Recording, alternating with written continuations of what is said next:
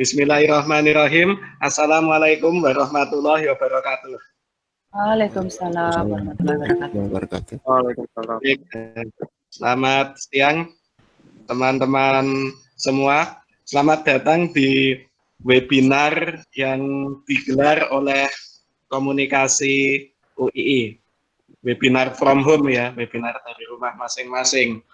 Oke, di siang hari ini sudah bersama kita dua praktisi di bidangnya. Jadi dengan webinar ini kita berharap kita dapat ilmu juga dari para praktisi di bidangnya.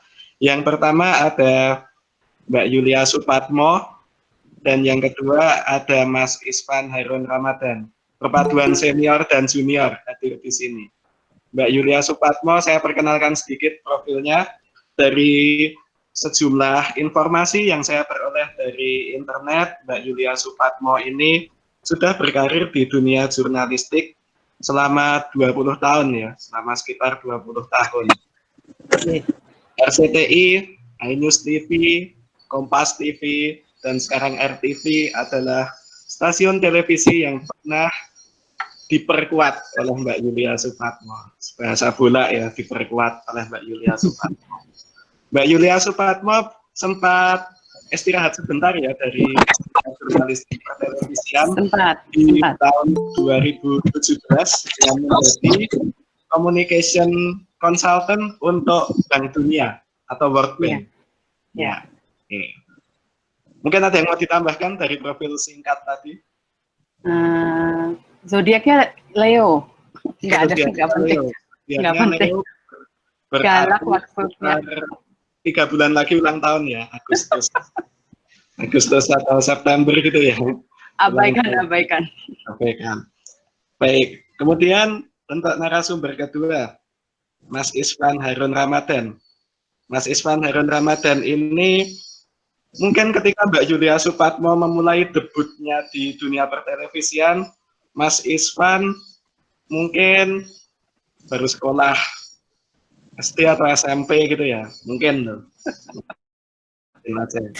Ya, Mas Isvan Harun Ramadan ini jurnalis di Metro TV, kodok lokal UII, alumni komunikasi UII angkatan 2014, lulus tahun 2018. Pengalamannya juga lumayan, walaupun ini ya masih terhitung muda, pengalamannya udah oke nih. Dulu sebelum di Metro TV pernah menjadi relawan Asian Games 2018 ya, Isman? Iya, Pak. Di venue Bandung atau di Jakarta? Di venue Bandung atau di Jakarta? Di mana? Jakarta Bandung, Pak. Oh, di venue Jakarta Bandung, Asian Games 2018. Di bagian apa kalau boleh tahu? LO Akreditasi. Bagian akreditasi untuk liputan media. Terus kemudian bergabung ke Jurnalis Development Program Metro TV pada tahun 2019. Jadi 2019 ya bergabungnya? 18, Pak. 2018 di Jurnalis Development Program Metro TV tahun 2018. Begitu lulus langsung laku, alhamdulillah. Baik, oke, untuk siang ini tema webinar kita membahas tentang strategi liputan media di tengah pandemi COVID-19. Sebagai sedikit pengantar ya, liputan media di strategi liputan media di COVID-19. Suasana COVID ini selain penyakitnya yang berbahaya, ternyata juga arus informasinya juga berbahaya ya. Arus informasi yang beredar. Macam-macam versinya yang beredar. Ada yang versi ini menyebutkan datanya sekian, versi ini menyebutkan datanya sekian. Belum lagi narasumber-narasumber yang memang lembaga resmi itu mengeluarkan informasi yang berbeda, menimbulkan kebingungan. Departemen ini bilang silahkan mudik, departemen ini bilang nggak boleh mudik, departemen ini bilang lanjutkan work from home, departemen yang lain sudah harus kembali bekerja seperti normal dan sebagainya. Di tengah situasi seperti ini tentu secara ideal peran media untuk memverifikasi informasi itu. Tapi apa nih yang dilakukan oleh media massa di Indonesia guna ya bertarung di antara riuhnya informasi ya, ditambah lagi ada medsos. Medsos A bilang kayak gini, medsos B bilang kayak gini, yang anonim-anonim. Dan repotnya medsos yang anonim itu malah justru yang dipercaya sama masyarakat. Saya mungkin ke Mbak Yulia Supatmo dulu untuk yang awal. Mungkin Mbak Yulia Supatmo sebagai pengantar bisa menjelaskan dulu mengenai program berita di RTV, karena yang saya tahu sebagai orang awam yang RTV itu kebanyakan tayangannya anak-anak. Saya jadi penonton RTV loh sepanjang anak sekolah dari rumah. Anak saya balita umur 5 tahun besok Juli nontonnya ya Super Wings, Tayo, Tobot, dan sebagainya. Kebanyakan acara anak-anak. Posisi program beritanya di mana nih? Karena yang saya tahu, mohon maaf nih, cuma satu program beritanya, Lensa Indonesia. Monggo Mbak Yulia. Baik, terima kasih Pak Nara dan terima kasih sudah mengajak saya ngobrol di webinar ini. Pak Nara kalau rajin nonton RTV memang targetnya itu biar awet muda. Ya, jadi secara positioning kalau kita bicara karakter stationnya, RTV itu kurang lebih karakternya sama dengan general TV lainnya seperti RCTI, SCTV, Indosiar, Trans 7 dan seterusnya, di mana komposisi programnya itu sekitar 70% program hiburan, lalu 30-20%-nya program informasi dan berita. Jadi membedakan tentunya dengan teman-teman yang ada di stasiun news channel 24 jam seperti Mas Isvan di Metro TV, RTV tentunya menyelingi program-program hiburan dengan program informasi dan berita. Benar bahwa secara public awareness, RTV tergolong muda, jadi baru mengudara sejak 2014. Kami baru 6 tahun, memasuki 6 tahun. Saya sendiri baru bergabung sekitar 2 tahun. Nah, dalam konteks sebagai pemberi informasi, RTV punya program reguler berita yang tayang pagi, siang, sore, dan tengah malam jamnya jin berkeliaran. Jadi program-program buletin malam itu kan rata-rata tayangnya di atas jam 12 semua. Lalu kami juga masih menyediakan informasi yang seputar aktivitas, peristiwa kriminal. Pendekatannya tentu perlu penjelasan tapi bukan waktunya sekarang. Program mingguannya juga ada yang sifatnya dulu kami punya dokumenter yang namanya Maestro Indonesia, menyoroti tokoh-tokoh yang inspiratif. Dan talk show mingguannya ada Michael Chandra luar biasa, dan itu mengangkat mereka yang sebetulnya menjalani kehidupan sehari-hari sebagai orang biasa, tapi prestasi mereka sungguh luar biasa. Dan itulah yang kami wujudkan. Lalu secara periodik masih ada program-program yang insidental. Kalau ada momen-momen besar seperti pemilu, akan ada lensa pemilu. Lalu tentu juga ada lensa haji, lensa mudik. Lalu ada juga yang wawancara-wawancara khusus itu yang dinamakan lebih dekat dengan. Jadi kalau misalnya waktu tahun pemilu, tahun lalu itu, ada serial lebih dekat dengan semua tokoh politik dan semua capres maupun caleg. Kurang lebih itu gambaran mengenai RTV, Mas Nara. Oke, saya ke Mas Isvan dulu. Mas Isvan, bisa mendengar suara saya? Ya Pak, dengar Pak. Cerita dikit dong, karena akhir Maret kemarin salah satu karyawan di Metro TV ada yang positif COVID ya, akhir Maret kemarin. Iya. Ya, cerita dikit, terus kemudian penanganan Metro TV gimana? Sampai, kalau tidak salah sampai pindah studio segala ya waktu itu, pindah studio, terus kemudian SOP yang dilakukan oleh Metro TV gimana waktu itu? Ya, jadi kabar yang pertama kali ada kasus COVID-19 di kantor, itu sempat bikin shock juga kita teman-teman di lapangan.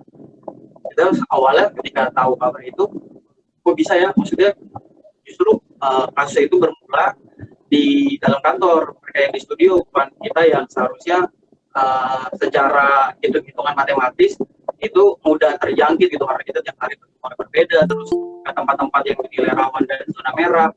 Nah, itu kita juga shock ketika awal-awal ternyata bukan cuma kita ya yang rawan, tapi juga mereka di kantor pun ya potensi yang sama dengan kita gitu.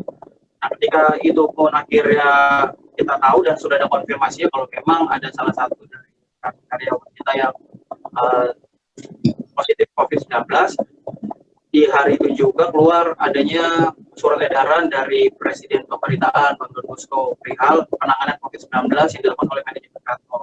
Manajemen kantor langsung memutuskan untuk segera memindahkan seluruh aktivitas yang sempat berinteraksi dengan salah satu orang yang terkonfirmasi positif tersebut. Di hari itu juga akhirnya seperti Pak Nari bilang, semua redaksi itu dipindahkan ke kantor Pancoran, mulai dari aktivitas siaran studio, terus para produser, eksekutif produser, terus junior produser, semua aktivitas redaksi dipindahkan ke semua Pancoran karena untuk meminimalisir penularan COVID-19. Nah, di kantor yang lama yang ada di Kroya itu di lockdown atau di karantina selama 14 hari ke depan sambil menunggu situasi yang lebih memungkinkan untuk kembali ditempati. Nah, sambil menunggu 14 hari, aktivitas siaran belajar berlangsung normal, cuman meskipun ada beberapa keterbatasan kayak misalnya kapasitas studio, terus penerangan dan semacamnya, meskipun sempat bisa diakali oleh teman-teman lain gitu. Nah, sambil menunggu 14 hari tersebut, akhirnya disemprotlah disinfektan, pembersihan kantor secara besar-besaran, terus kami yang berada di lapangan, baik itu reporter, kameramen, itu dilakukan rapid test secara menyeluruh. Ada masalah dan 2 kali rapid test yang dilaksanain, baik itu dari kantor sama dari pihak swasta bekerja sama dengan kantor.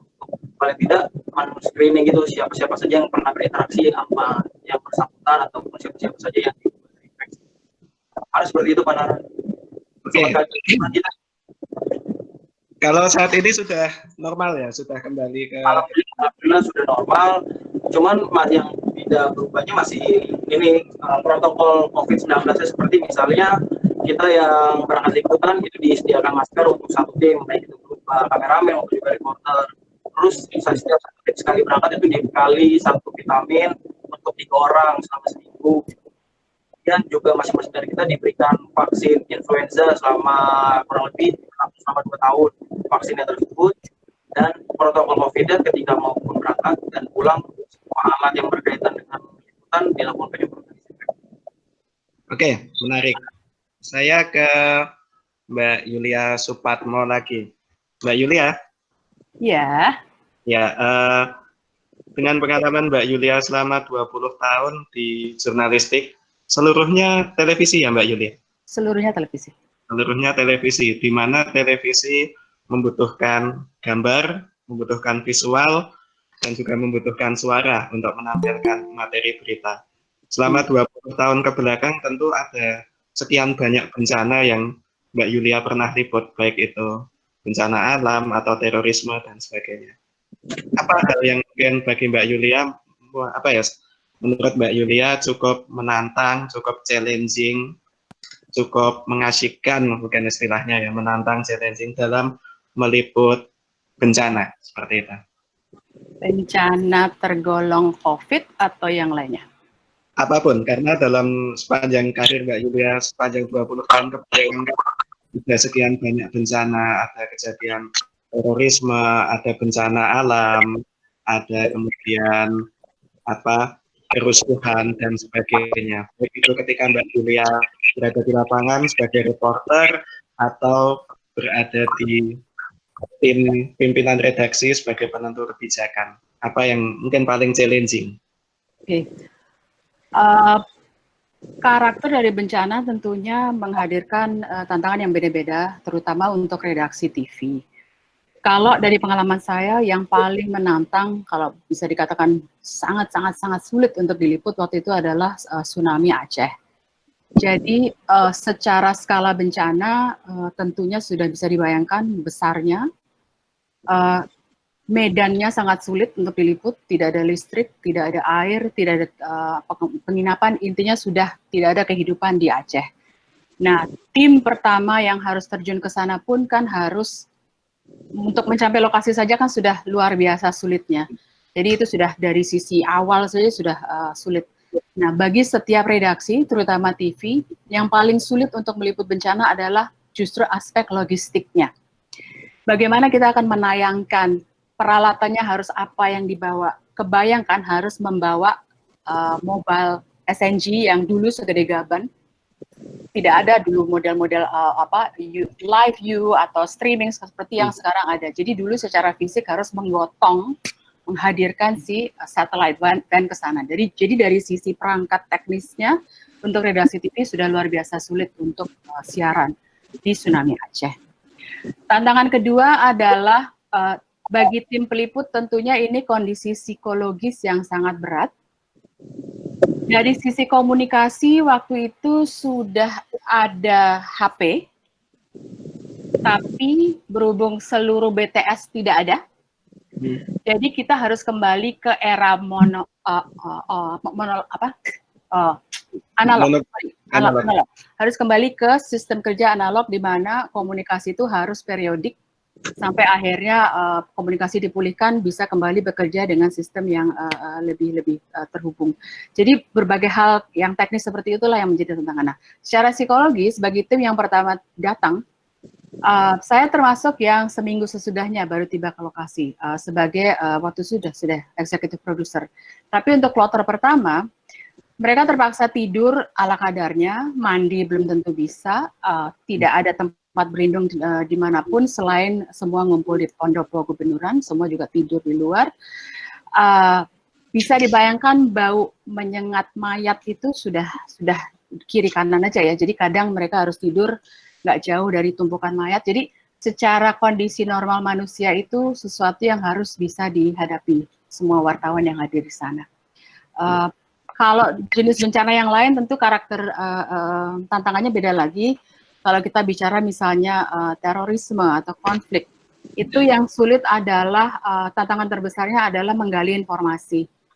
Contoh kalau perang kita sebutlah Timur-Timur, kalau terorisme bom Bali.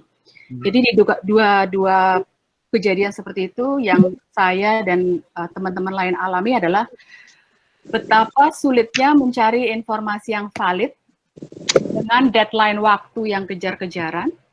Dan untuk memastikan bahwa informasi yang dipublish oleh media dalam hal ini TV tidak sampai merusak operasi militer yang sedang dilakukan waktu itu di Timur-Timur.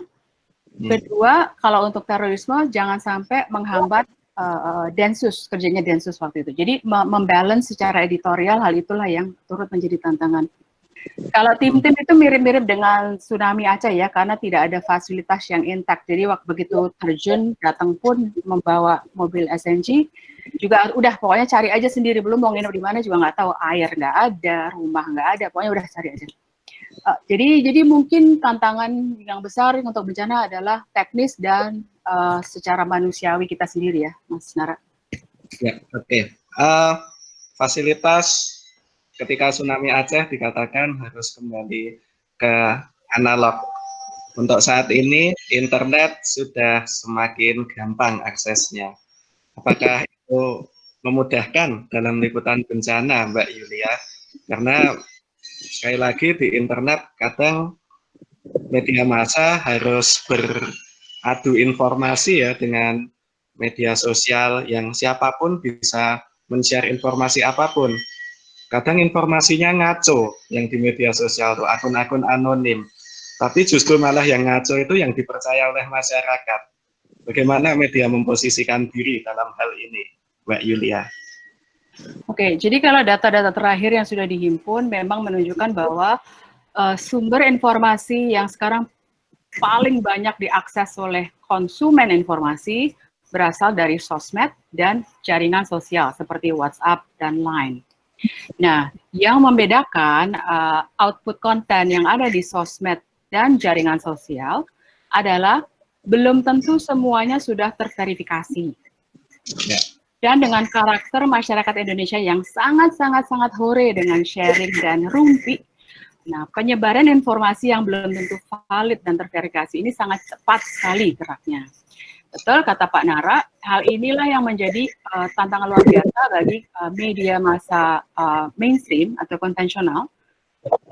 Saya di RTV dan dulu di RCTI relatif lebih mudah dalam tanda kutip karena siaran kami periodik kan, pagi, siang, sore. Jadi kami punya waktu untuk melakukan verifikasi dengan benar terhadap apa yang beredar di sosmed misalnya, lalu berusaha untuk mengkoreksinya di program siaran kami. Tentu akan jadi tantangan yang beda bagi news channel seperti Metro TV dan waktu saya di Kompas TV, karena beritanya non-stop. Jadi kejar-kejaran verifikasinya pun harus setiap saat kan. Nah, jadi memang itu menjadi tantangan baru di era sosmed sekarang ini, Mas Ara. Ya, mengejar verifikasi setiap saat. Sementara untuk televisi membutuhkan gambar untuk bisa diberitakan. Layak beritanya televisi mungkin lebih lebih ribet daripada platform media lain. Bagaimana caranya itu, Mbak Yulia, dari pengalaman Mbak Yulia? Butuh visual, butuh video, butuh audio juga. Di satu sisi akan lebih diuntungkan redaksi-redaksi besar. Jadi news channels dengan awak redaksi yang sangat banyak, dengan biro misalnya, dengan jumlah kontributor yang lebih besar, lebih banyak, itu jauh menolong untuk mendapatkan verifikasi secara lebih cepat. Cara kedua sekarang adalah, dan ini berkat teknologi juga, verifikasi itu tidak melulu harus mengandalkan kehadiran fisik, dan ini adalah fenomena baru di era COVID juga, di mana verifikasi harus dilakukan secara virtual. Wawancara itu sekarang dilakukan lewat Skype, lewat Zoom, lewat WA. Kadang-kadang bila kepepet banget tidak bisa, mereka bukan cukup ya, narasumber terpaksa menjawab misalnya dalam bentuk teks di WA, lalu verifikasinya itu dinaikkan dalam bentuk grafik, atau secara lisan dalam bentuk reader oleh presenter. Itu hanya beberapa kiat ya untuk mensiasati keterbatasan waktu. Oke, terima kasih Mbak Yulia. Saya ke Isman dulu. Isman, 2 tahun di Metro TV, bagaimana pengalaman liputan bencana? Apakah COVID ini jadi pengalaman pertama kamu dalam meliput bencana atau gimana, Isman? Pertama mungkin pengalamannya memang belum sebanyak Mbak Yulia lah yang sudah senior 20 tahun berpengalaman gitu. Kalau untuk saya ada beberapa liputan yang buat saya itu menantang karena memang kedua liputan tersebut menurut saya banyak yang tidak saya persiapkan. Pertama itu ke unjuk rasa berujuk kericuhan Bawaslu tanggal 21 dan 22 yang di Tamrin, Jakarta. Kedua adalah gempa bumi di Banten, perkiraan 2019. Ya, 2 bencana yang berbeda ya, Iswan. Yang satu memang pelakunya adalah manusia, rusuh, lempar-lemparan, gitu, bakar-bakaran. Yang satu lagi adalah bencana alam. Tapi dari 2 itu, saya juga melihat dari TV, dari media itu, ada kesimpang siuran informasi, seperti misalkan yang kerusuhan di Bawaslu Mei tahun lalu ya, kerusuhan di Bawaslu Mei tahun lalu itu ada isu, oh ini ada yang meninggal, oh ada yang dipukuli di halaman masjid apa gitu, terus ada yang aparat masuk ke tempat ibadah dan sebagainya. Cara verifikasi informasinya gimana? Kalau buat saya sih, ketika saya mau mereport atau misal menyampaikan laporan dari langsung lokasi tersebut, pastikan data yang saya miliki itu memang betul terjadi. Misal contoh saya bisa menyampaikan laporan pandangan mata saya, apa yang bisa saya lihat, apa yang bisa saya alami, apa yang bisa saya rasakan. Misal saya melihat adanya aksi kejar-kejaran, terus saya melihat adanya aksi saling lempar, itu bisa dilaporkan ataupun bisa disampaikan ketika live report. Lalu kami bisa mengutip pernyataan dari institusi-institusi yang memang memiliki wewenang ketika berada di hal tersebut, seperti misalnya kepolisian atau misalnya tentara atau misalnya pemerintah atau misalnya tokoh yang dituakan dalam unjuk rasa tersebut, itu bisa kami kutip. Dan itu juga perlu disampaikan, maksudnya jadi ketika laporannya tidak hanya dari satu perspektif, tapi ada 2 perspektif seperti misalnya cover both sides gitu sih, supaya menimbul seimbang. Oke, masih di case yang sama ya, Mas Iswan dan Mbak Yulia, tentang liputan yang kerusuhan 21 Mei. Saya juga baca di beberapa berita beberapa wartawan dipersekusi ketika liputan ya yang kejadian kayak gitu, kerusuhan-kerusuhan itu. Nah, itu gimana tanggapannya? Ada persekusi dari massa gitu karena ya 2019 yang ada di benak masyarakat, media ini pro ini, media itu pro si itu, dan seterusnya. Mungkin Iswan dulu, karena saya juga membaca di wartawan dari media, mohon maaf nih, Metro TV juga ada yang kena persekusi. Ya. Dibully. Jadi memang ketika kerusuhan itu pecah di tanggal 21, kami memang sudah diberikan briefing sebelumnya ketika melakukan peliputan, apalagi peliputan yang berbau politik itu agar berhati-hati dan lebih menjaga diri. Nah, ketika itu kerusuhan itu pecah, jadi posisinya saya itu berada di salah satu jalan di dekat Jalan Tamrin. Kondisinya lagi makan, Pak Nara. Saya lagi makan karena itu setelah pulang liputan saya sama tim lagi makan. Tiba-tiba dari kejauhan ada orang lari-lari begitu. Karena di situ kan saya posisinya lagi pakai baju bebas, nggak pakai seragam, cuman bawa peralatan peliputan aja seperti misalnya mic, tripod, kamera dan lain-lain. Akhirnya tiba-tiba ada lari masa ke arah Jalan Tamrin, ke arah gedung Bawaslu. Karena jiwa penasaran saya sama tim muncul, akhirnya kami mencoba mendekatkan, mengikuti massa untuk ke arah Bawaslu. Tiba-tiba dari arah Bawaslu udah langsung pecah kerusuhan dari arah dalam karena ada beberapa massa yang memaksa ingin masuk ke dalam gedung Bawaslu. Nah, udah ketika itu sudah pecah kerusuhan, akhirnya jalan di blokade di semua, baik itu sisi utara sampai dengan sisi selatan timur barat, itu di blokade. Akhirnya kami terjebak lah tanpa misalnya persiapan yang matang di dalam situ. Akhirnya berbekal seadanya, pakaian seadanya, maupun juga alat dengan baterai yang seadanya, sudah dilakukan peliputan, tapi dengan menjaga jarak. Jadi kami tidak bisa terlalu mendekat ke massa atau misalnya ke kepolisian, karena itu buat kami terlalu membahayakan. Tidak ada berita ataupun peliputan yang seharga dengan nyawa ataupun juga dengan kesehatan sih. Benar, itu yang sering ditekanin sama teman-teman redaksi yang ada di Metro TV. Oke, kalau untuk pengalaman liputan bencana di Banten, tsunami di akhir tahun 2018 ya, itu gimana, Isman? Itu juga agak kaget juga saya itu. Jadi pengalaman pertama kali saya liputan bencana, khususnya gempa bumi. Kondisinya juga waktu itu, karena waktu itu gempanya mendadak, sekitar habis maghrib kalau nggak salah, jadi waktu itu saya sama tim lagi ditugasin liputan di KPK. Di hari itu adalah isunya mantan Menpora Pak Imam Nahrawi diisukan akan ditetapkan menjadi tersangka. Sudah kita tunggu keterangan ataupun juga kedatangan Pak Imam sampai dengan di gedung KPK, kami menunggu. Selang beberapa jam kemudian, maghrib, tiba-tiba ada notifikasi di handphone dari teman-teman wartawan kalau misalnya ada gempa bumi berkekuatan 7,5 skala Richter, tepatnya di Banten. Sudah nggak lama dari situ, buyar semualah perihal terkait dengan isunya Pak Imam Nahrawi mau ditetapin tersangka atau mau di toko KPK kan.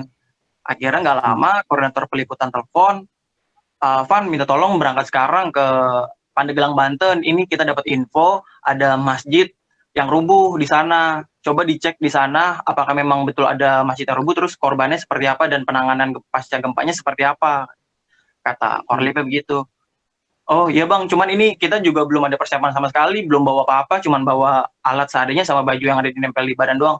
Oh yaudah nggak apa-apa, penting berangkat dulu aja, momennya dikejar dulu aja gitu. Sudah, karena itu jadi pengalaman pertama saya, cukup deg-degan juga sih ketika di perjalanan. Aduh, nih ketika saya nyampe saya harus ngapain ya, langkah pertama saya apa ya, apa yang mau saya laporkan pertama kali ya, siapa yang mau saya hubungi, angle konten saya mau seperti apa ya.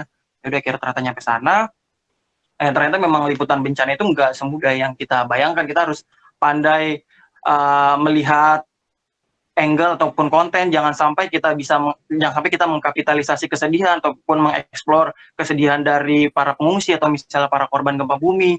Bagaimana kita media berdiri untuk menyuarakan hal-hal publik gitu sih, Panara, kurang lebihnya. Oke, terima kasih Isman. Saya ke Mbak Yulia lagi.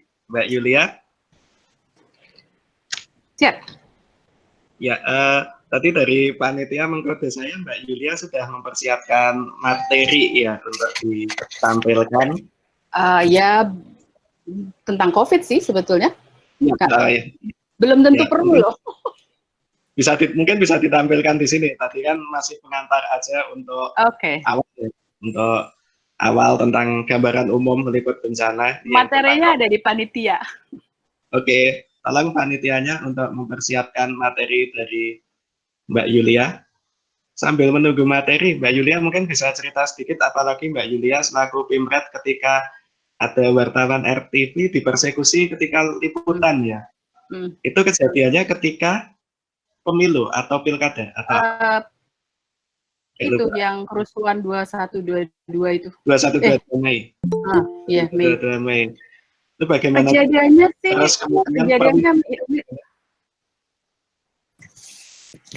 kejadiannya sih mirip-mirip dengan yang terjadi pada Ispan. Hanya bedanya waktu itu, jadi tim kami itu bisa dengar, Mas? Bisa. Oke. Kejadiannya sedang liputan di dekat belakang sana Tamrin, di dekat Tanah Abang, jembatan apa tuh ya, jembatan flyover ya. Nah, terus mereka sebenarnya sudah selesai, jadi sudah istilahnya kalau di TV bikin wrap up dan sekedar mau bikin rangkuman on cam liputan terakhirnya gitu. Tiba-tiba saat reporter kami sedang bikin rekaman itu, didatangilah sama massa. Awalnya cuma digangguin aja, digoda-godain.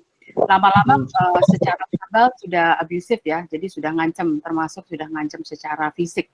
Nah, karena ini kebetulan reporter saya siapa? Dua-duanya perempuan ya, reporternya perempuan, kamera personnya juga perempuan. Ini kan emang nggak ada udolnya ya, dua-duanya, jadi ya cuek aja, mereka tetap aja menjalankan tugas gitu. Sampai akhirnya masa yang datang semakin banyak, mereka dikerubuti dan secara verbal sudah mulai lebih abusive lagi dan mulai didorong-dorong. Nah, kebetulan pada waktu itu ada personel Pangdam Jaya yang sedang tugas tidak jauh dari situ. Jadi personel Pangdam Jaya inilah yang mengamankan tim kami. Jadi kayak digiring, dilindungi, terus dibawa ke area yang lebih aman. Lalu mereka kontak kantor, melaporkan apa yang terjadi, lalu setelah bisa mendekati lokasi, dan ini agak lama ya, karena daerahnya kan waktu itu sedang chaos sekali. Kami jemput di lokasi dan kembali ke kantor. Dan ketika ditanya, gimana, mereka ketawa aja ya, karena kayak, enggak, biasa aja Mbak. Gitu. Jadi, mungkin kita yang menyaksikan dan tidak mengalami kelihatannya ngeri, tapi mungkin kalau yang namanya wartawan menghadapi kayak gitu agak, saya nggak mau bilang biasa ya, tapi kayak ya udahlah bagian dari pekerjaan gitu. Dan si reporternya sendiri ketika kami tanya, gimana kamu mau break dulu nggak? Enggak Mbak, aku mau balik aja, balik ke lapangan lagi maksudnya. Oke, mental berbicara di sini. Baik, ini presentasinya sudah siap Mbak Yulia. Siap. Saya persilahkan.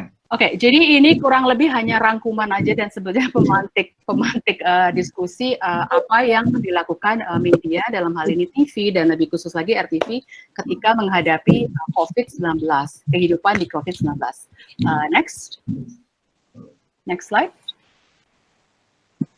Yang operate siapa ya? Saya, bukan. Oke. Jadi kurang lebih ketika kita bicara redaksi, tentunya setiap newsroom akan punya kebijakan yang beda-beda. Tapi yang pasti COVID-19 ini merupakan sebuah krisis kesehatan, krisis medis.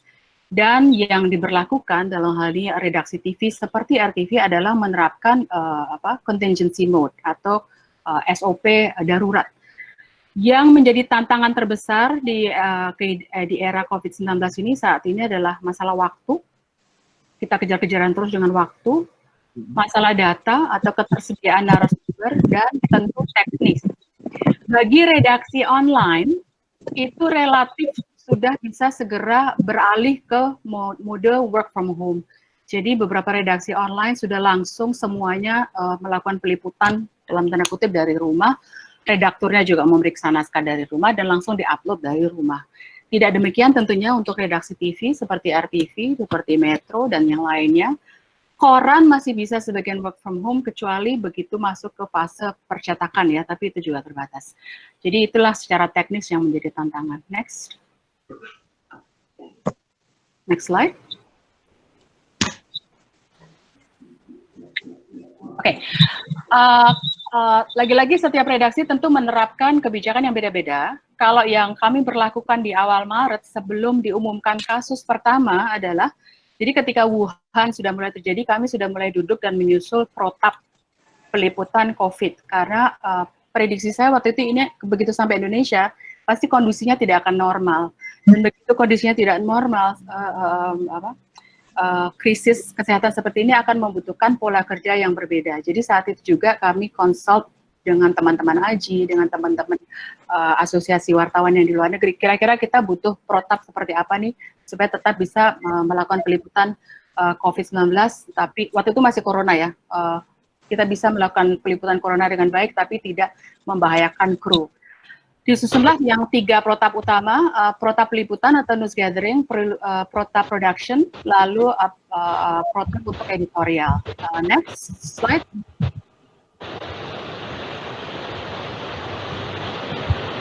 Oke, kalau dari sisi protap peliputan news gathering, sudah pasti yang basic dulu adalah kesehatan pribadi, lalu segera menyusun rasio work from field, mereka yang tetap harus ke lapangan, lalu yang work from home, itu harus ditata. Lalu ada protap keamanan peliputan, itu menyangkut step sebelum peliputan, selama liputan, dan sudah liputan, ada stepnya.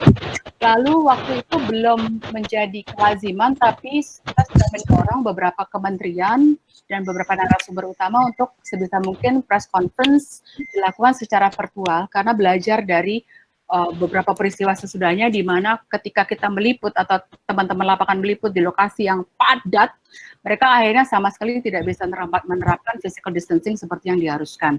Dan alhamdulillah sekarang relatif semua kementerian sudah menerapkan hal itu. Dan yang perkembangan positif yang terjadi saat ini adalah sekarang sudah ada kerjasama antar media untuk kerjasama peliputan. Jadi di beberapa lokasi utama seperti BNPB atau gugus tugas, di Wisma Atlet, di beberapa kementerian, di Gubernuran DKI, itu ada beberapa TV news channel terutama yang bertindak sebagai TV pool, dan hasil press conference-nya di-share bersama tanpa kredit ke semua TV yang lain. Next.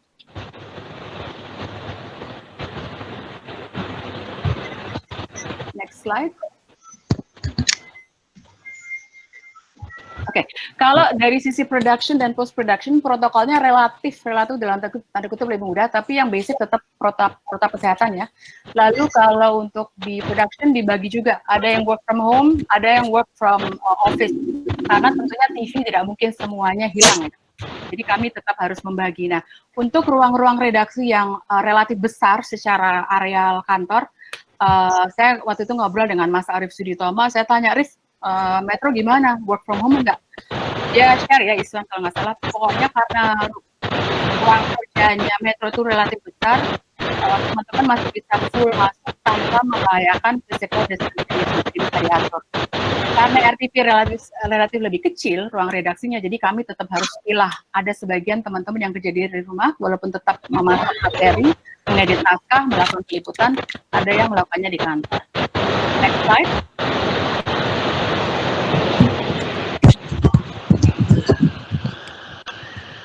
Dan ini new normal baru untuk TV sebetulnya, moda production show-nya sudah mengadopsi yang kita sering juga lihat di luar negeri ya.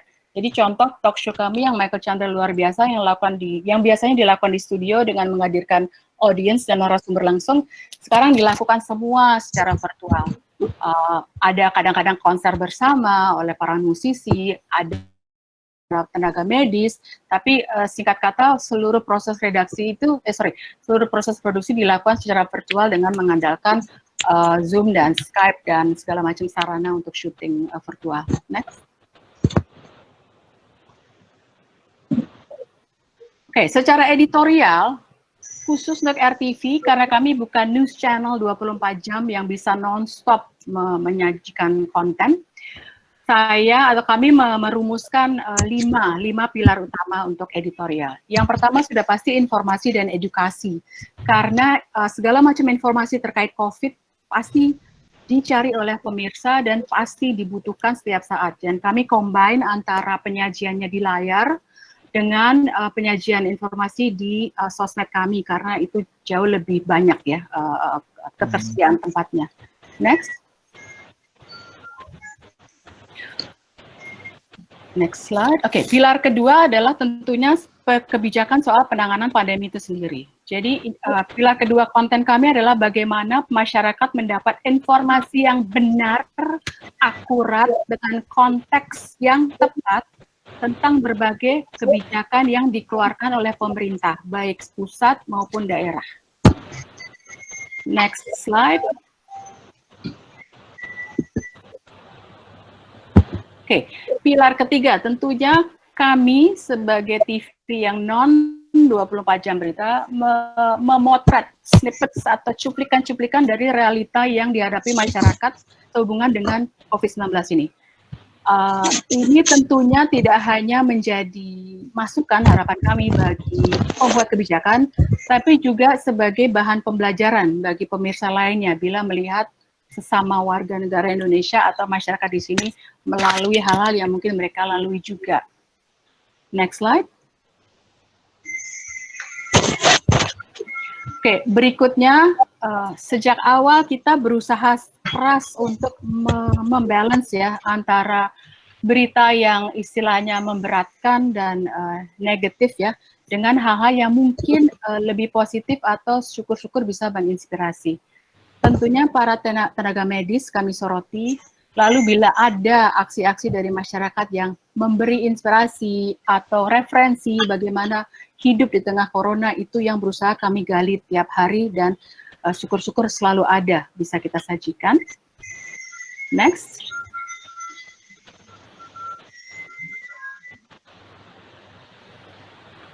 Dan pilar kelimanya kami selalu menghadirkan konten yang menangkal hoax.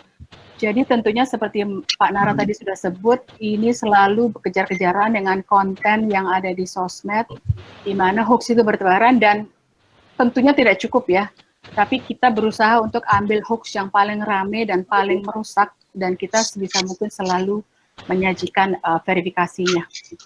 Itu kurang lebih kalau dari redaksi TV khususnya RTV, Mas Nara. Ya, terima kasih Mbak Yulia. Untuk teman-teman kalau misalkan ada pertanyaan sampaikan lewat kolom chat, silahkan. Saya lanjut ke Isman dulu. Isman, ceritakan sedikit pengalaman kamu liputan COVID-19 ini. Mungkin pernah meliput ke Rumah Sakit Wisma Atlet atau meliput ke gugus tugas COVID, ke Kementerian Kesehatan, dan sebagainya mungkin. Monggo silahkan Isman. Pengalaman ketika pandemi COVID ini berlangsung di Indonesia, ketika liputan waktu itu hari H-1 sebelum diresmikannya Wisma Atlet. Waktu itu liputan bagaimana sebetulnya persiapan Wisma Atlet untuk nantinya dapat menampung misalnya ribuan pasien yang baik itu yang terjangkit positif ataupun juga yang diduga positif. Nah, dari situ melihat bahwa memang pertama kali saya melihat orang kerja dari misalnya siang sampai malam, terus besoknya saya situ lagi melihat orang terus dikejar waktu bagaimana mempersiapkan setiap ruangannya agar sesuai dengan protokol COVID, bagaimana setiap orangnya menggunakan masker untuk masuk ke dalam satu ruangan tertentu yang nantinya disiapkan untuk sebagai ruang isolasi mandiri, terus bagaimana kedatangan ventilator setiap harinya berdatangan ditaruh di sudut A, sudut B, sudut C, itu membuat saya cukup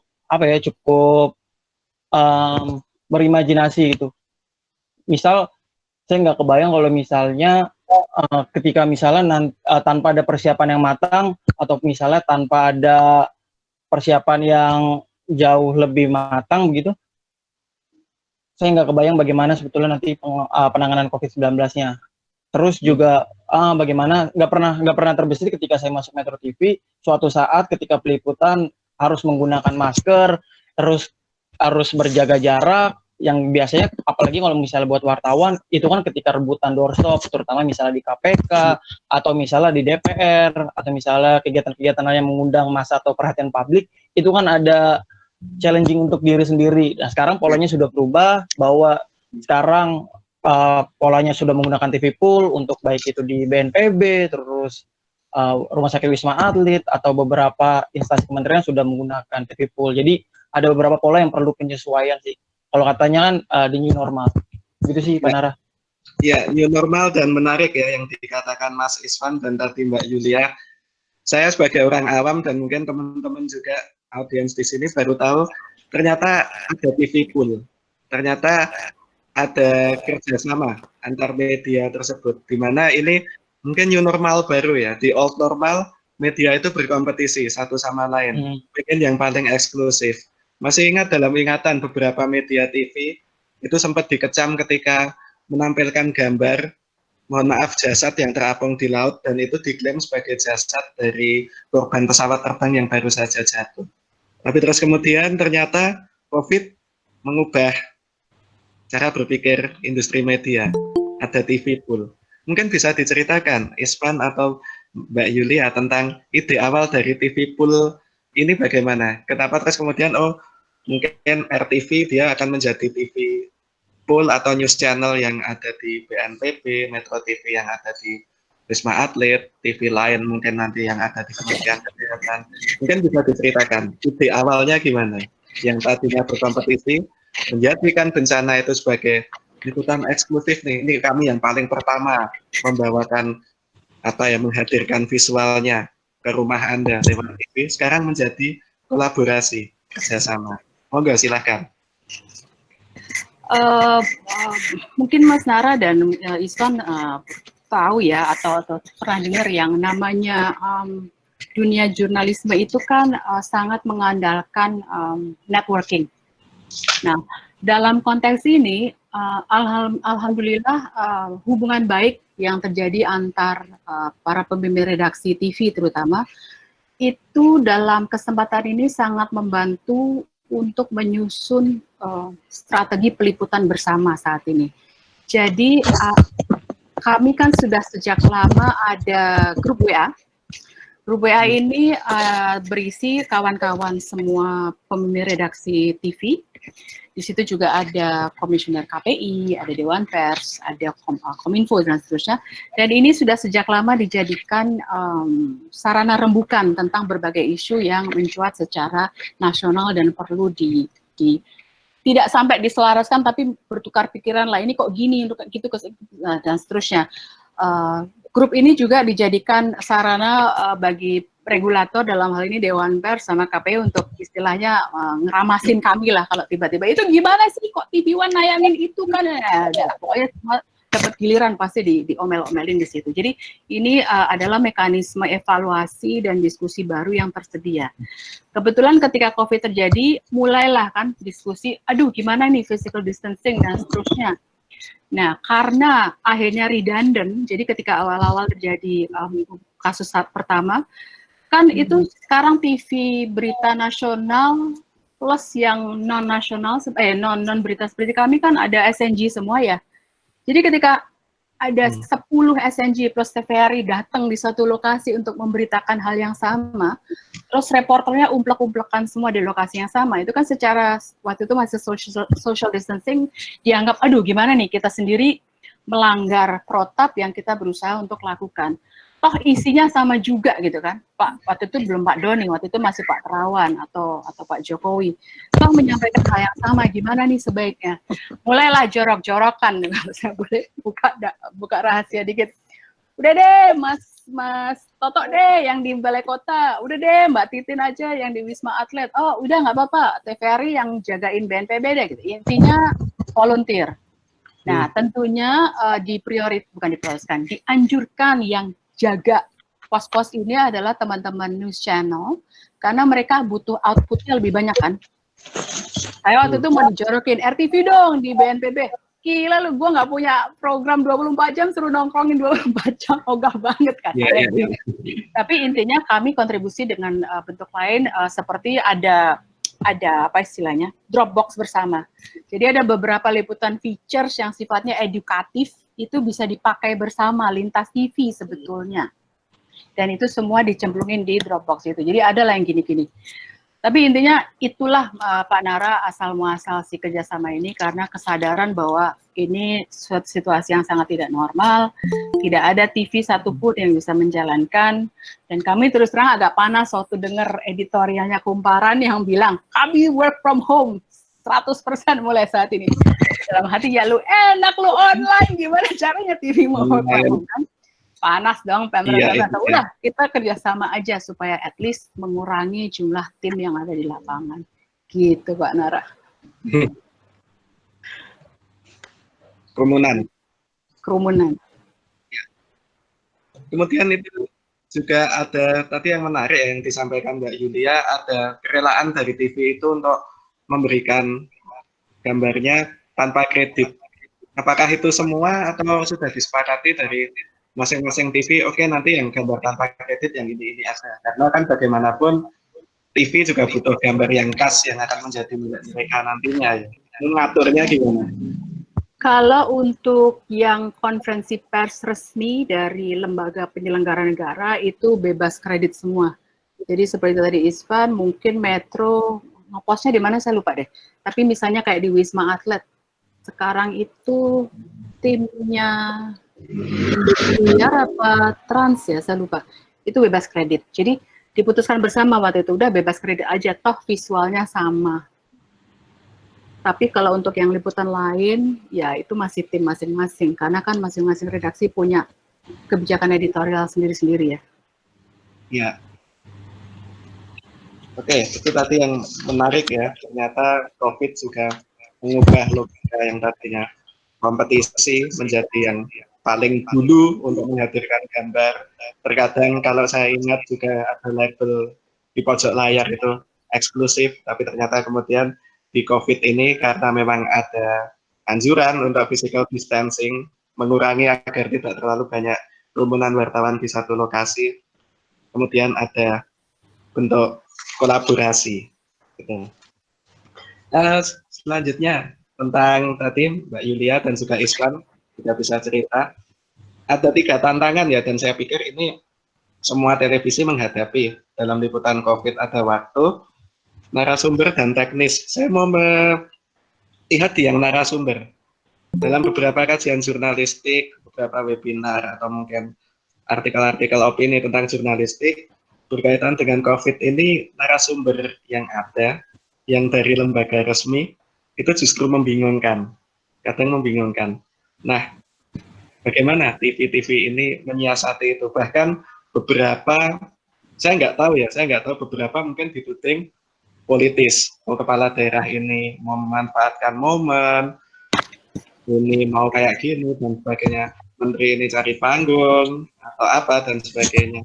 Nah, bagaimana kemudian media-media ini, terutama mungkin RTV, Metro TV, untuk bisa menjaga agar informasi tentang COVID ini tetap di realnya, nggak terus kemudian dibumbui politik yang kayak di medsos atau di media-media abal-abal itu.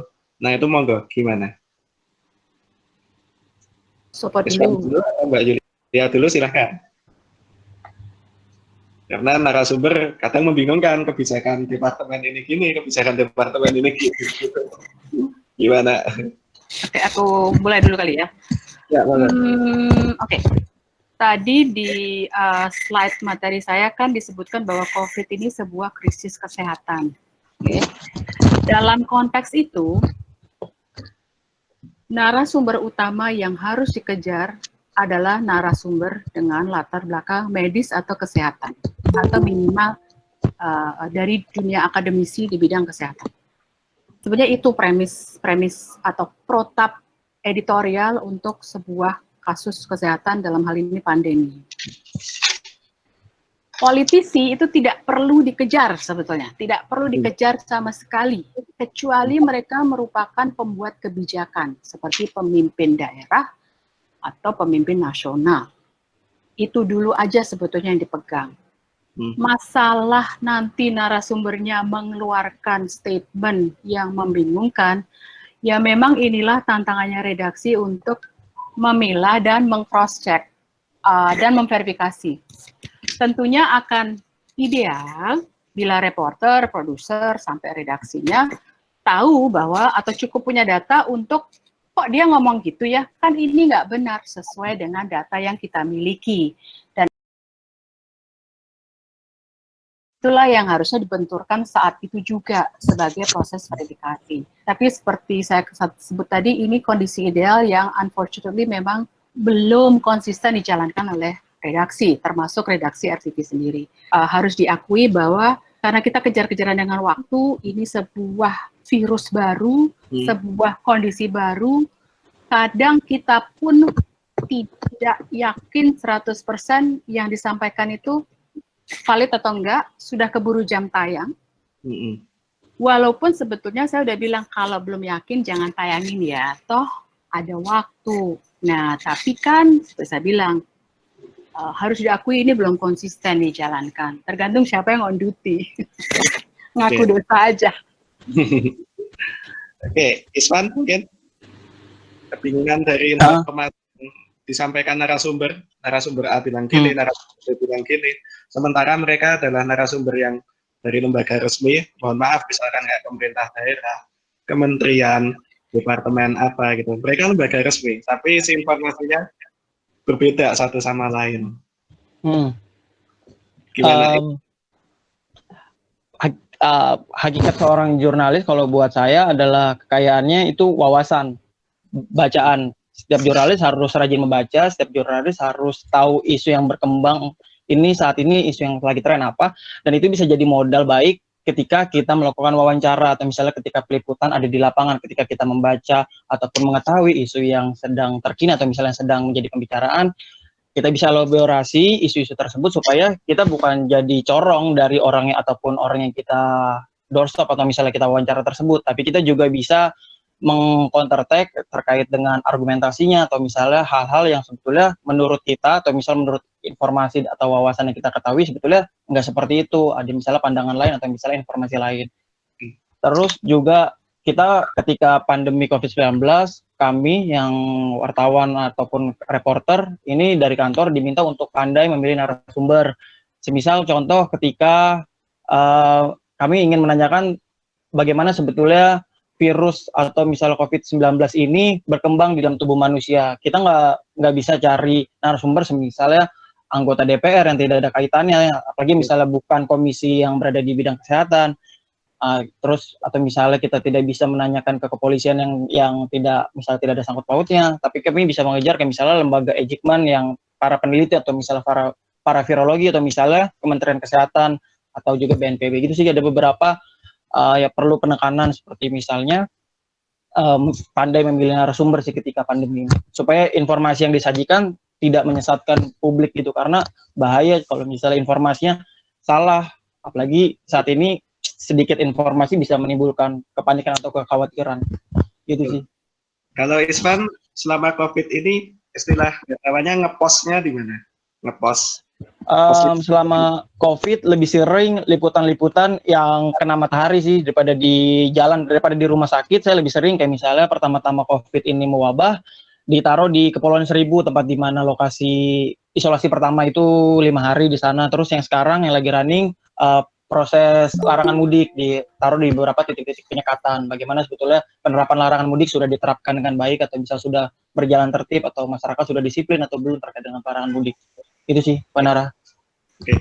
Ya, buat teman-teman sekali lagi kalau ada pertanyaan untuk dua narasumber ini bisa disampaikan melalui chat. Oke, saya lanjutkan. Jam-jam genting lapar kayaknya pada sunyi semua. Jam-jam genting. Oke, saya lanjutkan ke Iswan lagi. Tadi Mbak Yulia sudah menyampaikan 5 pilar utama SOP-nya ya, editorial dari RTV, newsroom-nya RTV. Kalau di Metro sendiri, berita-berita yang diangkat tentang COVID ini apa, Iswan? Kalau saat ini, sepengetahuan saya dan hasil pembicaraan dengan teman-teman yang ada di redaksi di kantor, itu sekarang porsinya berubah. Kayak misalnya sekarang kami lebih banyak memainkan atau misalnya menyajikan berita-berita yang punya nilai positif. Misalnya contoh banyak berita-berita seperti misalnya bantuan sosial dari lembaga atau misalnya swasta ke tenaga medis atau misalnya ke dalam upaya penanganan, itu kami banyak memainkan porsinya, malah kalau misalnya dibandingkan sama berita-berita lain cukup banyak sih, Pak Nara, sepengetahuan saya itu. Tadi Iswan bilang ada perubahan, sebelumnya gimana sebelumnya? Kalau sebelumnya kan ketika virus corona ini mewabah, ramai, semua orang kan berlomba. Maksudnya berlomba, ini kenapa bisa akhirnya kita kecolongan, kenapa tidak ada persiapan yang matang di awal, kenapa kita cenderung lambat untuk membatasi penerbangan dari negara-negara yang sudah masuk zona merah, sehingga akhirnya ini menjadi kasus pertama. Terus bagaimana awal-awalnya kenapa muncul selalu argumen kalimat-kalimat yang sebetulnya kurang patut, seperti itu. Jadi sekarang sudah mulai berubah polanya, banyak liputan-liputan yang berbau humanis, terus yang berbau feature yang berkaitan dengan COVID-19, tapi dibalut sama sisi-sisi positifnya gitu sih, Pak Nara. Oke, ini dari segi konten ya. Kemudian untuk dari segi teknis, mungkin tadi sudah disampaikan, tapi mungkin mohon disampaikan lagi. Tadi Mbak Yulia juga sudah mengatakan online mah enak, bisa apa work from home karena wawancara tidak butuh gambar, bisa lewat WA, bisa menelpon. Begitu juga dengan surat kabar yang harus datang ke kantor redaksi itu pas eksekusi pracetaknya. Sementara kalau televisi, liputan butuh gambar, butuh wawancara yang terrecord,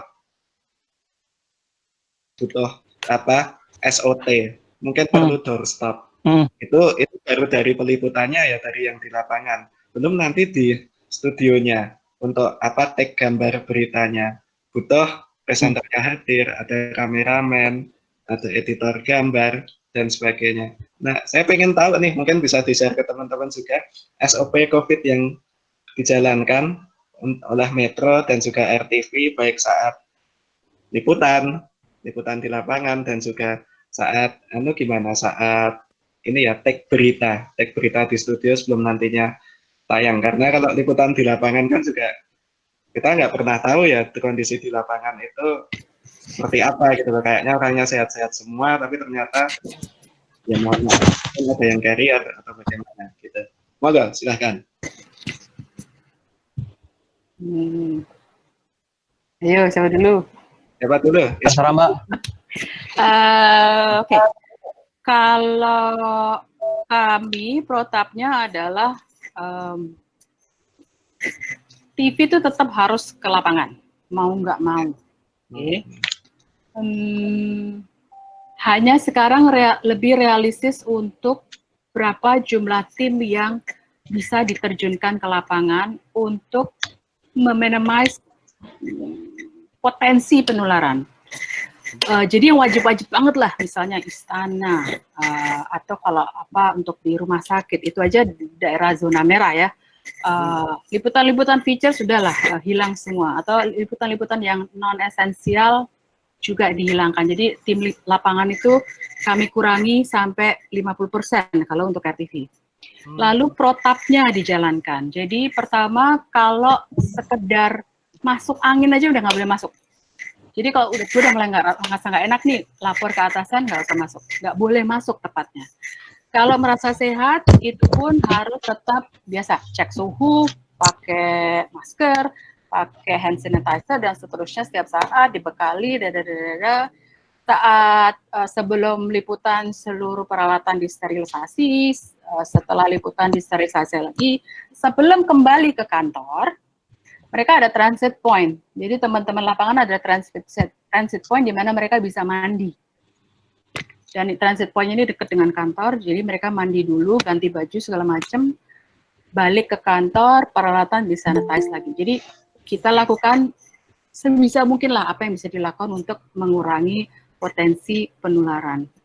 Itu pun kan nggak menjamin 100% ya, daerah-daerah yang dipikir nggak zona merah, tiba-tiba Menhub positif gitu kan, wes sudah wartawan di sana semua langsung dirumahkan, semua menjalani tes. Ya jadi gitu ya, ya udah seperti itu. Kalau untuk di ruang redaksinya sendiri, diusahakan dikurangi jumlah orang yang hadir sebanyak 60%, sisanya bekerja dari rumah, 60% di redaksi.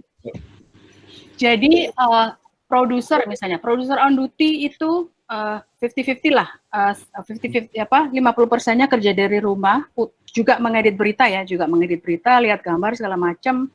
Jadi agak lebih lama sih prosesnya. Jadi gambar dikirim dulu ke rumah, ya gitulah. Jadi ada step itu.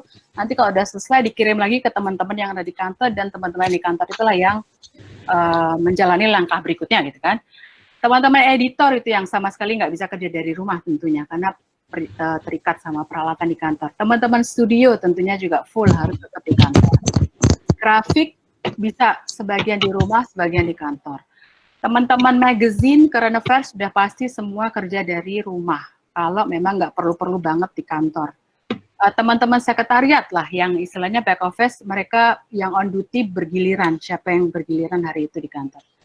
Sama, Korlip juga ada yang kerja dari rumah, dan jadi intinya kalau dari yang di newsroom sendiri kehadirannya dikurangi diusahakan minimal 50%, maksimal sampai 60% Mas Hara. Karena kami pernah coba sampai 80% work from home, yang ada adalah banyak pengulangan materi karena nggak sanggup blast untuk melakukan itu. Jadi kembali ke 50%.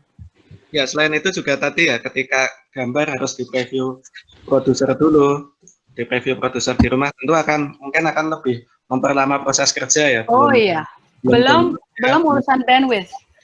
Belum urusan bandwidth. Jadi ada satu step lagi yang harus dijalankan untuk cek siapa hari ini work from home. Jangan kalau si X yang lagi work from home, kita udah tahu bandwidth atau wifi-nya dia tuh jelek. Jadi jangan dikirimin gambar yang panjang-panjang. Ya. Sampai segitunya sekarang. Oke. Kalau dari Isvan sendiri, yang dari protapnya, karena Isvan kan yang menjalani di lapangan, apalagi Isvan juga kalau ke zona merah aja mungkin malah persiapannya bisa full ya. Kalau Isvan kan outdoor malah nggak tahu kan, malah jadi zona abu-abu, kondisinya di situ kayak gimana gitu. Itu protapnya gimana dari Metro TV sendiri, SOP-nya untuk reporter yang ke lapangan? Betul sih, tadi sebetulnya menyambung dari katanya Mbak Yulia. Kami sebetulnya ketika pola liputannya berubah, sempat di briefing sama teman-teman manajer. Karena memang industri kita ini karena memang kami bekerja di sebuah industri, dan redaksi ini salah satu motor penggerak dari industri yang kami kerjakan. Jadi nggak mungkin atau nggak bisa ketika redaksinya ini tidak bekerja atau misalnya 100% bekerja di rumah. Itu tidak mungkin, apalagi kita butuh gambar dan audio dan segala macamnya. Jadi teman-teman yang ada di lapangan tetap diminta untuk bekerja, masuk seperti biasa, cuman dengan protap COVID-19. Misal satu, untuk teman-teman reporter yang dinilai rentan, misal sudah tengah menyusui atau misalnya tengah hamil, itu dibebaskan dari tugas bekerja di lapangan. Mereka tersebut bisa bekerja di rumah. Misalnya contohnya untuk liputan webinar seperti ini, dibikin naskahnya secara online dari rumah, atau misalnya melalui TV Pool, BNPB ataupun Istana, itu bisa dibikin dari rumah dengan salah satu persetujuan dari koordinator peliputan, itu bisa dibikin dari rumah, nanti naskah tinggal dikirim. Nah, untuk gambarnya nanti tinggal dari urusan teman-teman yang ada di kantor atau ada di control room yang merekam percakapan melalui webinar atau misalnya digital tersebut. Terus juga ke kantor jadi mulai memahami kalau misalnya ada sedikit saja misalnya sakit atau misalnya batuk, flu, itu sama sekali nggak boleh disuruh masuk, malah cenderung diistirahatin bisa 1-3 hari untuk segera berobat ke dokter-dokter terdekat. Terus untuk peliputannya juga kami ketika di lapangan itu nggak boleh berangkat kalau misalnya belum memenuhi standar COVID, ya misalnya harus ada pengenaan masker, terus sama penggunaan hand sanitizer itu dibebasin gratis dari kantor. Setiap harinya kami boleh untuk merefill, supaya setiap tim liputan paling tidak satu orang harus memiliki satu hand sanitizer, karena kan peliputannya dinamis, kami nggak pernah tahu setelah kami mengerjakan A, kami selanjutnya ada peristiwa apa. Jadi sedia mungkin dilakukan upaya-upaya preventif. Terus ketika misalnya kami di lapangan juga kami paling harus menjaga jarak. Jadi sekarang saya sama tim ataupun teman-teman lain yang di Metro TV udah mulai nggak mengedepankan harus gambar bagus, bagaimana gambar eksklusif, tapi bagaimana keamanan diri kita berangkat sampai dengan pulang liputan itu sehat walafiat sih. Begitu Pak Nara kurang lebihnya. Oke, saya ke chat dulu, ada beberapa pertanyaan masuk, ada 3 pertanyaan. Yang pertama sudah terjawab ya tadi, bagaimana cara jurnalis meliput atau menggambarkan situasi pandemi. Kemudian yang kedua, mungkin ini ke Mbak Yulia selaku penentu kebijakan di redaksi, bagaimana effort dari Pemret atau jurnalis sendiri dalam konteks mengiring tema liputan dari berbagai kepentingan media yang kiranya bisa memberikan kedekatan atau nilai positif pada pemirsa di masa pandemi ini. Apakah masih tetap tinggi atau bagaimana di masa pandemi ini? Jadi pertanyaan ini kurang lebih, ya masing-masing media kan pasti punya sudut pandang tersendiri, punya kebijakan tersendiri dalam menyajikan beritanya, punya frame tersendiri. Nah di masa COVID ini, bagaimana kemudian masing-masing media itu menghadirkan frame-nya itu? Monggo dari Mbak Yulia atau Mas Isvan, monggo. Saya mulai dulu. Jadi kalau RTV sebagai general entertainment TV, pemirsa kami kan sangat beragam latar belakang sosial ekonominya. Sebagai TV yang banyak menayangkan program anak, otomatis positionnya itu lebih ke TV keluarga. Dari kelas sosial ekonominya pun menengah ke bawah. Nah, dalam hal ini menengah ke bawah. Dalam hal ini otomatis editorial kami, COVID maupun non-COVID ya, selalu berusaha untuk menangkap apa yang menjadi concern atau kekhawatiran dari demografi ini. Kalau ada sebuah kebijakan yang dikeluarkan, kita berusaha lihat, oke, lalu gimana dampak dari kebijakan ini bagi yang mengalami kebijakan itu. Itu penekanan kami. Jadi kami tidak terlalu membenturkan istilahnya si A ngomong gini, si E ngomong gini, karena kami berusaha untuk menjernihkan. Jadi kalau tadi yang paling kontroversi yang paling terkini kan mudik versus nggak boleh mudik gitu kan? Atau mudik tapi pulang kampung boleh gitu kan? Nah, kami tidak berusaha untuk menghadirkan polemik ini, artinya nggak dibelajeti. Tapi kita diam dulu, kami diam dulu, lalu kami cek, oh ini yang benar kebijakannya apa sih? Terlepas dari apa yang keluar dari mulut si A dan si B di pemerintahan, sebetulnya realnya kebijakan ini apa yang diharuskan. Nah, itulah yang kami sampaikan. Itu yang kami sampaikan, lalu dilempar lagi ke yang akan mengalami kebijakan itu. Gimana nih? Nah, tentu kan itu jadi feedback ya, jadi kami istilahnya berusaha mengangkat feedback yang dari grassroots. Kalau ada kebijakan nggak boleh mudik, oke, enak dong yang bikin kebijakan, tapi yang ngerasain sendiri gimana? Karena kan yang namanya tidak mudik atau tidak pulang kampung, tidak semudah itu kan? Atau yang awal-awal deh, physical distancing. Oke lah kalau punya rumah kamar 3 atau 5, lah kalau kamu tinggal di rumah petak, mau physical distancing gimana, mau empet-empetan juga di situ kan. Nah, jadi potret inilah yang kami memainkan porsi untuk menjadi pelengkap lah istilahnya. Ada mungkin media yang sangat heavy untuk mengkritisi kebijakan. Kami lebih banyak memberi porsi apa dampak dari kebijakan itu. Lalu kalau dari sisi tone-nya, kita selalu berusaha untuk menghadirkan balance antara berita yang bikin depresi, which is realita aja ya, dengan berita yang sebisa mungkin bikin orang senyum deh, atau minimal setelah nonton topik itu mereka bilang gini, oh bisa gitu ya, ya udah deh aku coba. Nah itu sih sebetulnya cita-citanya. Oke, berarti kalau untuk RTV sendiri tentang dampak dari kebijakan ya, tidak boleh mudik, physical distancing, PSBB dampaknya gimana, dan yang lain-lain. Kalau Metro TV sendiri bagaimana? Karena Metro TV ya kalau saya lihat memang kebanyakan beritanya menyoroti ke politik nasional. Iswan, untuk tentang ini bagaimana? Sebelumnya mungkin pertanyaannya bakal lebih relevan kalau misalnya yang capable menjawab ini tatanan eksekutif produser ke atas. Tapi saya bisa jawab secara garis besar aja sih, Pak Nara. Buang body aja. Kenapa, Mbak? Kamu buang body aja ngeles. Iya, tak. Secara garis besar, market Metro TV adalah, betul kata Pak Nara, seperti berita-berita politik yang berkaitan dengan kebijakan-kebijakan, itu jadi sajian utama kalau di Metro TV. Saat ini, kalau misal di tengah pandemi ini, apakah tadi misalnya ada penggiringan-penggiringan atau misalnya bagaimana editorial kami, itu editorialnya lebih ke berita-berita yang cenderung menenangkan. Sama seperti yang tadi Mbak Yulia bilang, semisal contoh ada kasus larangan mudik atau misalnya larangan pulang kampung. Nah, di hari itu ketika misalnya wacana atau pernyataan itu keluar, kami tidak langsung menggoreng isu tersebut karena menurut kami dan sepengetahuan saya agak terlalu risky ketika langsung menggoreng ataupun memainkan isu-isu tersebut, apalagi di jam-jam prime time. Jadi pertimbangannya banyak ketika ingin mengangkat sebuah isu, apalagi ditampilkan secara langsung di jam-jam prime time dan disajikan beberapa narasumber, pertimbangannya banyak sih.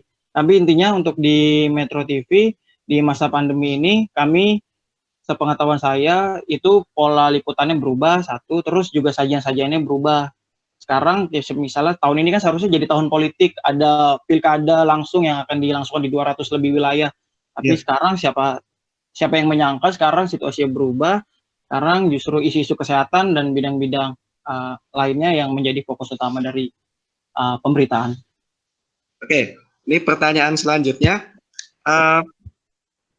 Dari chat, misalkan sebagian besar kru yang terjun ke lapangan merasa tidak sehat atau ada kendala lain, bagaimana alternatif untuk menghandle pekerjaan? Dan juga, apakah ini berarti rencana yang telah dijadwalkan tidak sesuai? Caranya gimana agar rencana tetap berjalan?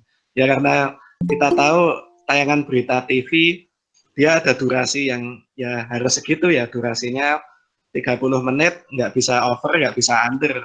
Ya bisa sih, 1 atau 2 menit gitu, tapi kan kalau misalkan itu sampai ngefek betul, wah ini karena yang liputan ke lapangan memang harus banyak yang dikurangi, alhasil terus kemudian kurang materi, kurang durasi gitu, caranya menyiasati gimana? Mbak Yulia dulu mungkin. Pertama biasanya saya ngomel dulu. Kalau udah ngomel biasanya langsung ada. Enggak. Gini, SOP-nya tuh gini, teman-teman produser, kalau nyusun rundown program, topik-topik apa aja yang mau ditayangkan, saya sih selalu mengarahkan untuk selalu ada plan A, B, C, D. Kalau ini nggak ada, lalu diganti apa, dan seterusnya. Kalau TV kan selalu ada faktor teknis ya, yang tadinya udah siap, mau tayang, tiba-tiba 30 detik sebelum on air, itu barang hilang, ketelan oleh sistem atau whatever lah. Itu juga inilah diuji kedahsyatan dari produser yang menduti untuk gimana mengatasi hal itu, dan biasanya sih yang udah jago akan langsung diganti dengan topik lain. Nah, kalau kepepet banget ya, itu banyak cara sebenarnya, either diganti oleh topik lain yang mungkin sudah available tapi tadinya tidak direncanakan untuk tayang. Kalau itu barang wajib banget, TV itu kan ada berbagai format penyajian ya, yang paling komplit tentunya yang lengkap, yang istilahnya package ya, paket yang diliput oleh reporternya, ada on cam-nya, ada visualnya, ada wawancara, itu lengkap, itu paket lengkap. Tapi kan ada juga yang paling minim adalah reader oleh presenternya. Jadi informasi kalau sangat penting dan wajib tayang saat itu juga tetap bisa diinformasikan oleh si presenternya. Kalau eksekutif produsernya jago dan dia udah siap tadi dengan plan A sampai Z, dia pasti sudah mengantisipasi, ini topik ini agak riskan nih, either reporternya agak nggak enak badan, atau B, memang sulit, jadi belum tentu dapat nih. Nah, saya nyiapin apa ya untuk mengantisipasi? Dia pasti udah nyiapin, either pakai dokumentasi, atau menyiapkan grafik, atau menyiapkan apapun lah untuk mengisi informasi dengan output konten yang dituju. Itu sih, Pak Nara, kalau dari saya. Ya, kalau dari Ispan gimana? Mengalami nggak? Karena di TV kan memang dinamis banget ya. Dan paling trik itu butuh gambar, butuh suara. Karena kalau di TV kan kalau nggak ada audio visual, ya nggak bisa tayang gitu. Batal demi hukum istilahnya. Gimana Ispan? Pertama, kabar baiknya dari pandemi ini, jam kerja kami berubah yang ada di lapangan. Tadinya kami masuk misalnya 5 hari kerja, 2 hari libur, karena adanya penerapan PSBB, terus pembatasan sosial berskala besar, akhirnya jam kerja berubah jadi 3 hari libur, 4 hari masuk untuk membatasi teman-teman yang ada di lapangan atau misalnya paling tidak meminimalisir interaksi penularan. Itu satu. Terus kami juga yang betul tadi itu apa yang Pak Nare bilang, kalau di industri TV kan butuh tidak hanya suara, audio, tapi juga butuh gambar. Percuma misalnya ketika kami ataupun reporter live report, kontennya bagus, materi yang kami sajikan penuh dengan riset mendalam, tapi gambarnya cuma gambar kosong yang tidak hidup, misalnya gambar rumah, atau misalnya gambar benda-benda mati yang tidak bergerak. Jadi nggak menarik untuk ditonton gitu, cenderung membosankan. Terus untuk jam masuknya juga jadi sudah untuk mengatasi hal-hal yang tadi itu misalnya ada yang sakit atau misalnya gimana, Jadi karena kami ada salah satu TV berita, terus banyak kontributornya, hampir setiap daerah itu ada kontributornya. Jadi ketika misalnya reporternya berhalangan hadir atau misalnya peliputan yang misalnya diminta ataupun yang diperintah oleh koordinator peliputan tidak bisa didapatkan, itu bisa dikejar melalui kontributor. Nah biasanya karena kontributor itu sering ngepost di satu daerah tertentu, taruhlah misalnya di Sleman. Nah di Sleman ada misalnya ada satu kontributor, dia sudah punya banyak channel, baik itu dari pemerintahan maupun juga dari swasta. Jadi itu bisa dikejar dari kontributornya sih. Ada banyak cara untuk sebetulnya untuk mengakali hal-hal tersebut sih, Panara. Oke, ini dari chat lagi, mungkin pertanyaan terakhir karena waktu kita juga tinggal sekitar 5 menit lagi. Setelah pandemi COVID-19 ini, apa yang menjadi pembelajaran besar bagi dunia jurnalistik setelah COVID ini? Mungkin dari teknis kerjanya, dari mungkin SOP untuk menjaga kesehatan wartawannya, atau yang lain, konten beritanya, atau yang lain. Moga silahkan, Mbak Yulia dulu. Setelah pandemi COVID-19 ini, apa yang menjadi pembelajaran besar bagi dunia jurnalistik? Membayangkan akhirnya aja belum, Pak Nara. Tapi kita Kapan berakhirnya? Yang pasti kehadiran pandemi ini bagi dunia broadcast ya terutama, memang memaksa kami semua untuk tiba-tiba berpikir bagaimana caranya saya menayangkan program tanpa ketergantungan secara teknis. Itu adalah tamparan besar ya, karena itu yang sekarang harus disiasati kan. Bagaimana topik tetap tayang kalau tim liputannya tidak bisa ke lokasi? Kerjasama misalnya, itu salah satu alternatif solusi. Atau sekarang tidak bisa menggelar talk show, narasumbernya dihadirkan, bagaimana cara jalan keluarnya? Jadi istilahnya kami dipaksa untuk mencari berbagai solusi teknis maupun kreatif untuk bisa tetap survive sebagai entitas broadcast. Itu kalau dari sisi tayangan ya. Kalau dari sisi konten, memang menjadi pembelajaran yang sangat mahal bagi Indonesia. Jadi gini, ketika kami bingung menyampaikan informasi terkait berbagai informasi dari penyelenggara negara, ternyata feedback yang kami sampaikan para penyelenggara negara belum tentu selalu diterima dengan baik, dan akhirnya kami yang disalahkan.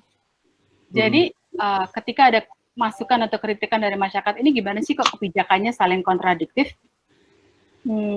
So far feedback yang kami terima dari penyelenggara negara adalah, oh itu media yang salah memberitakan, kamu sih nggak tahu maksudnya gimana. Jadi ini kami belajar kembali untuk berinteraksi dengan penyelenggara negara terus terang. Gitu Pak Nara. Ya, dari Isvan, apa hal terbesar ya yang dari COVID ini, hal terbesar yang dipelajari oleh dunia jurnalistik, terutama untuk broadcast? Buat kami sih, kayaknya kalau misalnya tadinya sebelum pandemi ini terjadi, kami sering abai sama aspek kesehatan kami. Kami makan sembarangan, kami ketika sambil menunggu narasumber, duduk sembarangan tanpa memperhatikan aspek kesehatan. Sekarang yang paling berasa dan yang paling pembelajaran besar sih buat saya adalah bagaimana produk berita yang dihasilkan ketika melakukan peliputan itu harus sebanding sama pengorbanan yang sudah kita lakukan. Semisal contoh, saya sudah berusaha maksimal untuk menjaga diri seperti misalnya menggunakan masker, menggunakan hand sanitizer, atau misalnya menggunakan vitamin. Ketika misalnya saya sudah melakukan berbagai upaya preventif, ya paling tidak produk berita yang saya harus hasilkan juga harus maksimal. Karena saya ibaratnya misalnya saya sudah berikhtiar, ya selanjutnya diserahkan ke Yang Maha Kuasa. Terus yang paling pembelajaran terbesar adalah mungkin kerjasama antar teman-teman yang ada di lapangan kali ya. Kalau misalnya tadinya rebut-rebutan ketika doorstop, ketika misalnya saling mencari siapa yang paling awal, siapa yang paling terbaik. Sekarang lebih banyak komprominya ketika ada yang di lapangan baru nyampe atau telat, ngobrol terus bertukar pikiran. Oh tadi ini gini, kita mau gini. Karena mungkin sekarang situasinya berubah, jadi lebih banyak komprominya sih, atau misalnya lebih banyak lebih banyak komprominya antara teman-teman media satu dengan media lainnya yang ada di lapangan. Oke, menarik. Baik, karena waktu ya, karena dibatasi oleh waktu, mungkin untuk webinar kita sampai di sini dulu. Terima kasih Mas Iswan, terima kasih Mbak Terima kasih Yulia Mbak Nara. Sama-sama, meluangkan Mbak Nara. waktu. Sedikit merangkum ya dari hasil webinar di siang hari ini. Tentu COVID memang sudah merubah segalanya, termasuk dalam jurnalistik. Tadinya jurnalis, perusahaan pers, media massa bermain dengan logika industri. Mereka bersaing, mereka berusaha mendapatkan informasi yang paling dulu dilabeli eksklusif. Tapi sekarang COVID membuat industri media menjadi saling membuka diri, bekerja sama, saling berbagi informasi. Hal yang lain adalah lebih memperhatikan kesehatan dari reporternya, terutama garda depan dari perusahaan media. Dia ujung tombak karena dia yang mencari dan menggali informasi, di mana kesehatannya lebih diperhatikan dan juga kebersihannya juga lebih diperhatikan.